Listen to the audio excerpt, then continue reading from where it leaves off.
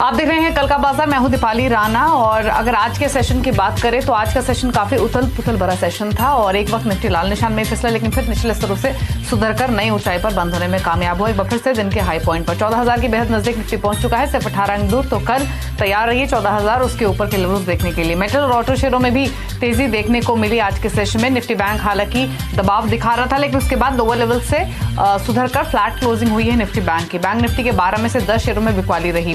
Cement, metal, auto और realty ये कुछ ऐसी पॉकेट्स थी जो सबसे ज्यादा एक्शन देखने को मिल रहा था। निफ्टी आईटी भी लाइव हाई पर बंद हुआ है आज के सेशन में। संस्थागत निवेशकों के आंकड़े देखेंगे तो एफआईज की ओर से लगातार बाइंग हुई है। 1824 करोड़ की खरीदारी आज की है उन्होंने। कैश मार्केट में डीआईज ने 587 करोड़ की बिकवाली की है। हमारे साथ गौरांग शाह मौजूद है जियोजित फाइनेंशियल सर्विसेज से। गौरांग जी नमस्कार, स्वागत है आपका। पहले तो क्विक आउटलुक मार्केट्स पर। लगातार नई तेजी बाजार में हम देख रहे हैं, ये ट्रेंड सस्टेन करेगा क्योंकि अब मिड जनवरी ऑनवर्ड्स अर्निंग सीजन की भी शुरुआत हो जाएगी, तो उस पर भी फोकस रहेगा। क्या आउटलुक है अगले 1-2 महीने के पर्सपेक्टिव से? धन्यवाद दीपाली जी आपका, और आप सभी को शुभ संध्या हमारे तरफ से। तो मेरे ख्याल से नतीजों के साथ साथ हमें बजट भी देखने मिलेगा फरवरी में, और उसको लेकर के मेरे ख्याल से बाजार में उत्साह ज्यादा है कि जिस प्रकार से हाल ही में और कुछ समय पहले सरकार ने घोषणा की है, हमें उम्मीद है कि उस पर खरे उतरने के लिए आपको बजट में कुछ बड़े कदम उठाने पड़ेंगे, और वही वित्त मंत्री जी करेंगे जब बजट पेश होगा। जहां तक रहा सवाल तीसरी तिमाही के नतीजों का, तो हमारा आकलन ये है दीपाली के ये तीसरी तिमाही के आंकड़े दूसरी और पहली तिमाही से भी बेहतर हो सकते हैं, क्योंकि अब हम बहुत हद तक अनलॉक की परिस्थिति में आ चुके हैं और परिस्थिति में बहुत सुधार हुआ है। मार्केट को लेकर के कल बाजार में खुलते ही आपको शायद 14,000 का जो एक स्तर है वो दिखेगा, लेकिन जरूरी है कि हम टिक पाते हैं या फिर वहां से मुनाफा वसूली देखते हैं, क्योंकि एक स्तर आने के बाद अक्सर हम देखते हैं कि बाजार में मुनाफा वसूली आती है, लेकिन हर गिरावट पर खरीदारी की हमारी कवायद है। सिर्फ एक ही दरखास्त होगी दर्शकों को और निवेशकों के, आप सुनी हुई बातों पर ज्यादा गौर न करें। आप थोड़ा बहुत अपने तरफ से अभ्यास करके, जानकारी लेकर के लंबी अवधि के लिए अच्छी कंपनियों में निवेश करें। और एक दूसरी बात ये भी है कि सरकार की तरफ से मेरे ख्याल से और भी बहुत सारे नीतियों में बदलाव आएंगे आने वाले समय में, जिसको लेकर के बाजार में उत्साह बना रहेगा। जी ठीक है। तो नजर अर्निंग्स के साथ साथ बजट पर तो डेफिनेटली होगी ही, और मोमेंटम अभी भी स्ट्रांग बना हुआ है। लेकिन चलिए क्वेरीज करते हैं शामिल। पहले कॉलर जयंत हमारे साथ मौजूद है पश्चिम बंगाल से। जयंत जी नमस्कार, बताइए सवाल अपना। नमस्कार मैडम, मेरे पास जेके टायर है, हम 83 में बाई किए थे 900 शेयर, फिलहाल तो डाउन चल रहा है। कितने दिन तक होल्ड करना चाहिए? 8 रुपए नीचे आपके बाइक से पूछ लेते हैं गौरांग जी से। गौरांग जी, जेके टायर 83 की इनकी बाइंग है, 74.90 पर फिलहाल ट्रेड हो रहा है, तो थोड़ा नीचे है इनकी खरीदारी के भाव से। जानना चाहते हैं क्या करें, अब बताइए क्या सजेशन होगा? इनका जो एक जोखिम ज्यादा बढ़ने का जो स्तर था, नहीं बढ़ने का जो स्तर था, वो करीबन 80 के आसपास, 78 और 80 के आसपास। लेकिन इन्होंने मेरे ख्याल से बेचे नहीं, शेयर बने रहे, उम्मीद में कि शायद नुकसान कम हो जाए, और नतीजा हुआ कि नुकसान बढ़ गया है। मेरे ख्याल से अब अगला स्तर है करीबन 72 के आसपास का। इस स्तर को तोड़ देता है तो शायद ये यहाँ से और नीचे जा सकता है। लेकिन टायर कंपनियों में, खास करके कुछ चुनिंदा टायर कंपनियों में आज थोड़ी बहुत रौनक थी, और जिस तरीके से ऑटोमोबाइल मैन्युफैक्चरिंग कंपनीज ने बताया है कि आने वाले साल में यानी कि 2021 में बहुत सारे लॉन्चेस होंगे, उसको लेकर के उत्साह होगा, और बहुत जल्द आपको ऑटो बिक्री के आंकड़े भी आने लगेंगे 1 जनवरी से। तो मैं इनको राय दूंगा कि थोड़ी समय सीमा ले और बढ़ा ले और बने रहे लंबी अवधि के लिए थोड़ी बहुत। ठीक है। प्रदीप है हमारे साथ मुंबई से। प्रदीप जी नमस्कार, बताइए सवाल। नमस्ते मैडम, मेरा नाम प्रदीप है। एक्चुअली मैं कॉन्कर के शेयर ले चुका हूँ, 150 शेयर है, और 412 का मेरा प्राइस है। 412 का प्राइस है। कंटेनर कॉप 398 पर बंद हुआ है, तो लगभग 13 रुपए नीचे है इनके खरीदारी के भाव से। क्या सजेशन रहेगा गौरांग जी? कंटेनर कॉर्प पर 150 शेयर्स हैं, 412 का प्राइस। 395 के आसपास का एक स्ट्रिक्ट स्टॉप लॉस बना करके चले। और दीपाली, ये सरकारी कंपनी और खबरों में रही है विनिवेश को लेकर के, जहां तक मेरी जानकारी है। तो अगर ये थोड़ा बहुत समय दे सकते हैं तो विनिवेश के रूप में मेरे ख्याल से अगर और भी खबरें आती है, गतिविधि बढ़ती है, तो शायद इसमें ऊपर की तरफ दायरे दिखे जा सकते हैं। लेकिन अगर जोखिम झेलने की क्षमता कम है तो 395 के आसपास मेरे ख्याल से स्ट्रिक्ट स्टॉप लॉस बना करके चलना चाहिए। ठीक है, तो एक 390 का स्ट्रिक्ट स्टॉप लॉस मेंटेन कीजिए और अपने पोजीशन को होल्ड कीजिए। फेसबुक के जरिए राकेश ने एक सवाल भेजा है, यस बैंक पर 28 रुपए के भाव पर उन्होंने 500 शेयर्स खरीदे हुए हैं, लॉन्ग टर्म व्यू है। देखिए दीपाली, इस स्टॉक में एक नहीं अनेक निवेशक मेरे ख्याल से फंसे हुए हैं, मैं इस शब्द का इस्तेमाल करूंगा। हालांकि इसमें दो राय नहीं है कि नए मैनेजमेंट के आने के बाद परिस्थिति में सुधार हुआ है, लेकिन ये सुधार आंकड़ों में तब्दील होने के लिए बहुत समय लगेगा और हर एक उछाल पर आप देखेंगे कि यहाँ पर बिकवाली हावी होती है। कोई भी ऊपर के तरफ के दायरे मिलते हैं, यहाँ से निकल करके अगर एक छोटी निजी क्षेत्र की बैंक में निवेश करना है तो मेरी राय में आप IDFC फर्स्ट बैंक या फेडरल बैंक, ये दोनों में से कोई भी एक बैंक चुन सकते हैं। लेकिन यस बैंक में से मेरे ख्याल से, और नतीजों को लेकर के भी कुछ उत्साह नहीं, क्योंकि दूसरी तिमाही में भी इतना कुछ आंकड़े जो आए थे, नतीजे जो आए थे दीपाली, वो इतने सकारात्मक नहीं थे, तो शायद थोड़े बहुत चिंता की कारण है, लेकिन उछाल पर बेचने की राय को परिवर्तन कर लें। ठीक है, अगले कॉलर ऐश्वर्या हैं हमारे साथ इंदौर से। ऐश्वर्या नमस्कार, बताइए सवाल अपना। सर मेरे पास मुथूट फाइनेंस के 50 शेयर्स है एट द प्राइस ऑफ 1165 और मैं 2 मंथ तक होल्ड कर सकती हूँ। तो आपकी 2 मंथ्स आप होल्ड कर सकती हैं। 1165 की आपकी बाइंग है।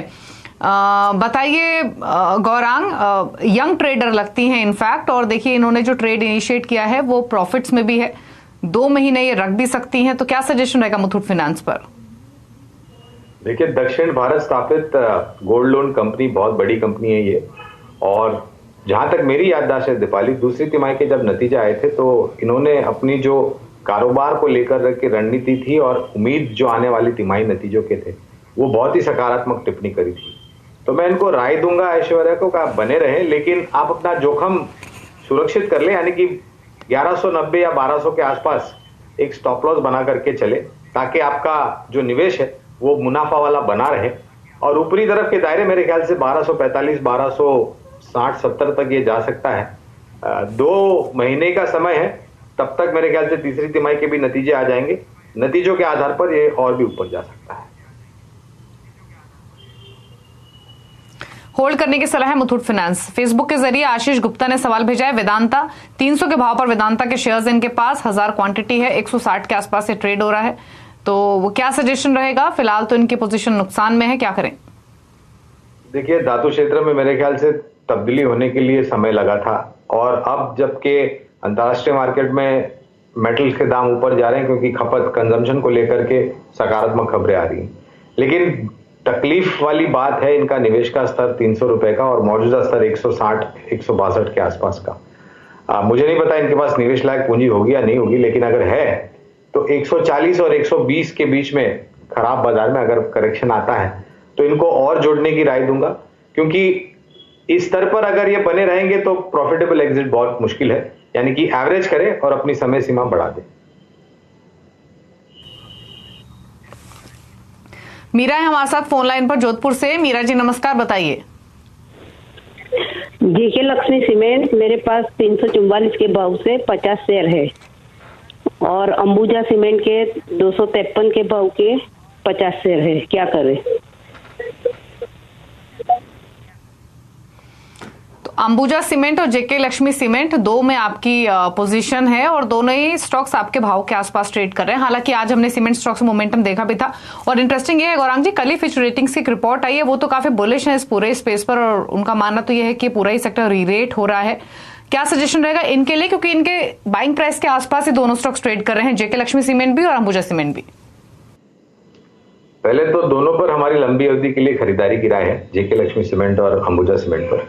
दूसरी बात, बारिश के समय में भी जो महीने दर महीने सीमेंट के बोरियों के आंकड़े आ रहे थे, वो तुलना अगर आप करें दीपाली तो बहुत ऊपर की तरफ जा रहे थे। और अब मुझे लग रहा है कि एक तो निर्माण कार्य सरकार की तरफ से भारत निर्माण को लेकर के खर्च हो रहा है। आज ही हमने देखा था, और आज सीमेंट पूरा सेक्टर ही काफी आउट परफॉर्मिंग था और ये आउट परफॉर्मेंस आने वाले कई समय तक जारी रहेगा और जो खपत है सीमेंट की वो निरंतर ऊपर जाती रहेगी और सीमेंट के बोरियों के दाम भी आने वाले समय में थोड़ा बहुत ऊपर जा सकते हैं। इस परिस्थिति में मैं मीरा जी को राय दूंगा कि अगर इनके पास समय सीमा है तो दोनों में बने रहें। तो दोनों में होल्ड कीजिए। अगर लॉन्ग टर्म के हिसाब से आप रख सकते हैं तो पोजीशन आप अपनी होल्ड कीजिए फिलहाल। एक सवाल हमें किरण ने भेजा है और सवाल आया है कोलकाता से फेसबुक के जरिए। दो स्टॉक्स है गौरांग जी इनके पास, एक तो ल्यूपिन है जहां पर 940 की इनकी बाइंग है और दूसरा है एम्बर एंटरप्राइजेस, और एम्बर एंटरप्राइजेस इन्होंने 2240 पर खरीदा हुआ है। तो जानना चाहते हैं कि टारगेट्स, एक्सपेक्टेड टारगेट्स क्या हो सकते हैं ल्यूपिन और एम्बर एंटरप्राइजेस दोनों में? इनकी समय सीमा क्या होगी दीपाली जी, क्योंकि उस पर निर्भर होगा कि क्या लक्ष्यांक हो सकते हैं। क्वेश्चन फेसबुक के थ्रू है तो टाइम होराइजन इन्होंने मेंशन नहीं किया है, बट टारगेट्स जानना चाहते हैं। तो कोई भी सजेशन अगर आप दे पाए मिड टर्म या फिर लॉन्ग टर्म के हिसाब से। तो 2450-2500 के आसपास अंबर एंटरप्राइजेस का मेरे ख्याल से लक्ष्य होता है और ये एक प्रोडक्शन लिंक इंसेंटिव को लेकर के यहाँ पर एक टेलविंड बहुत पॉजिटिव है। और ल्यूपिन पर मेरे ख्याल से करीबन 1080-1100, ये मैं छोटी से मध्यम अवधि की बात कर रहा हूँ लक्ष्य के।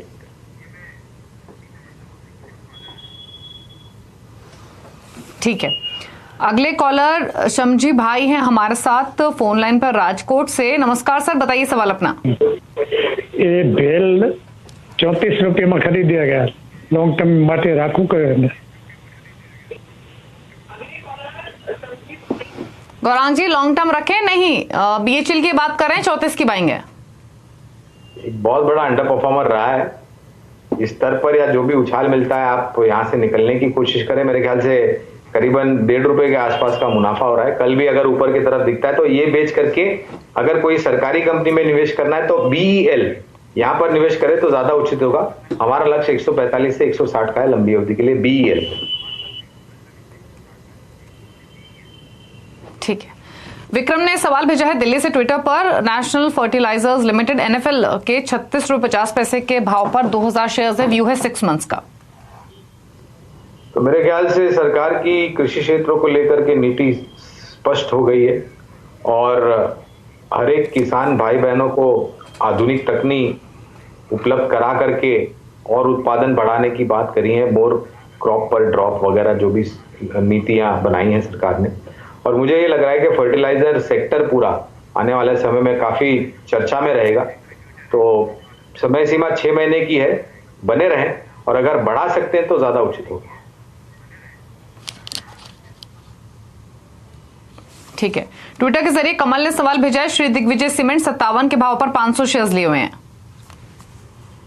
एक छोटी कंपनी है सीमेंट क्षेत्र की, और जैसे हम अभी चर्चा कर रहे थे सीमेंट क्षेत्र को लेकर के दीपाली, तो मेरे ख्याल से दिग्गज, मझौले, छोटे सभी सीमेंट शेयर चलेंगे। लेकिन अगर ऊपर की तरफ के दायरे मिलते हैं तो यहां से निकल करके अगर आप परिवर्तन करना चाहते हैं तो अभी हमने जेके लक्ष्मी सीमेंट की बात की, अंबुजा सीमेंट की बात की, इसके साथ साथ रामको सीमेंट है और बाकी सब दिग्गज। तो यहां से अपना निवेश निकाल करके आप अगर जेके लक्ष्मी सीमेंट या रामको सीमेंट में तब्दील करते हैं तो ज्यादा उचित होगा। ठीक है, तो सजेशन आपको दिया गया श्री दिग्विजय सीमेंट पर, हालांकि ये पोजीशन आपके मुनाफे में है। बने हुए हैं और कॉलर भी हैं। प्रशांत है पुणे से। प्रशांत जी नमस्कार, बताइए सवाल।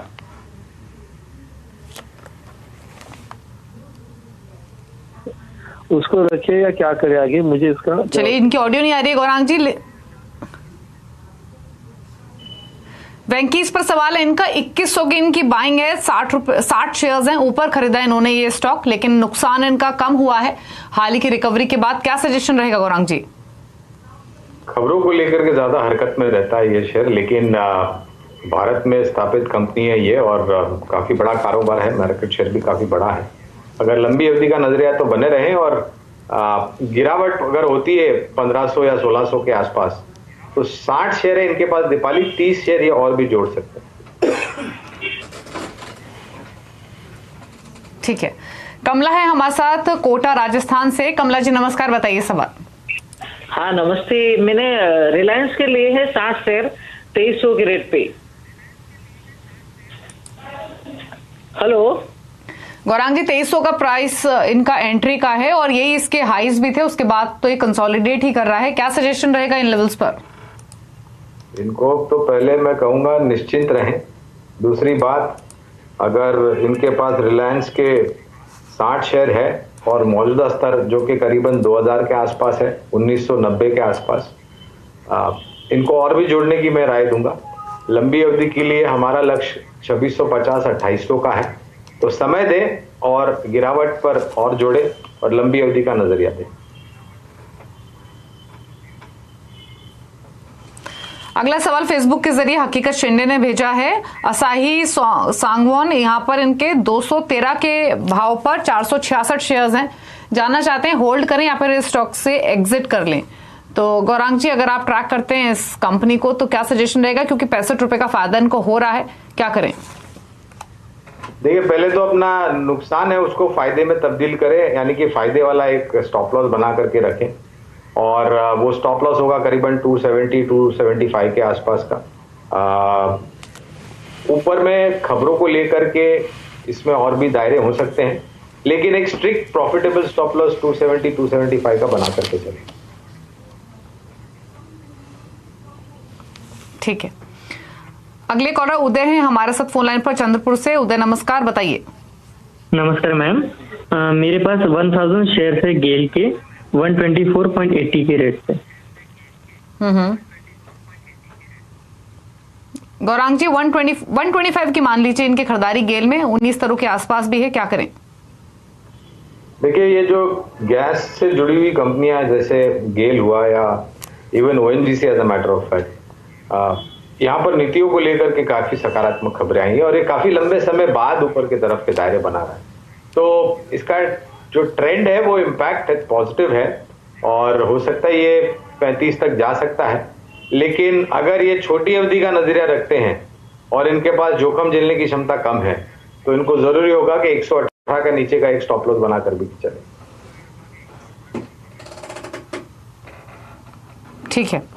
अगला सवाल फेसबुक के जरिए आया है राजेंद्र नेगी का। शैलेट होटल्स पर इनका सवाल है, 204 के भाव पर 300 शेयर्स खरीदे हुए। देखिए, हॉस्पिटैलिटी इंडस्ट्री में भी ये महामारी को लेकर के बहुत उठापटक होती है दीपाली। तो पहले तो अगर आप कारोबार करते हैं यानी कि ट्रेडिंग करते हैं छोटी अवधि के लिए, तो आपको जरूरी है कि आप एक स्ट्रिक्ट अनुशासन रख करके स्टॉप लॉस बना करके चले, क्योंकि अच्छी से अच्छी होटलें में भी यहाँ पर तकलीफ हो जाती है। 180 के नीचे ये अपना जो निवेश है अगर छोटी अवधि का नजरिया है तो बेच दे। और हमें हॉस्पिटैलिटी सेक्टर से ज्यादा उम्मीद नहीं है, क्योंकि जब तक ये महामारी थोड़ी बहुत कम नहीं हो जाती या फिर काबू में नहीं आ जाती। ठीक है, तो ये सजेशन आपको मिला है शैलेट होटल्स पर। 183 पर इसकी हुई आज क्लोजिंग।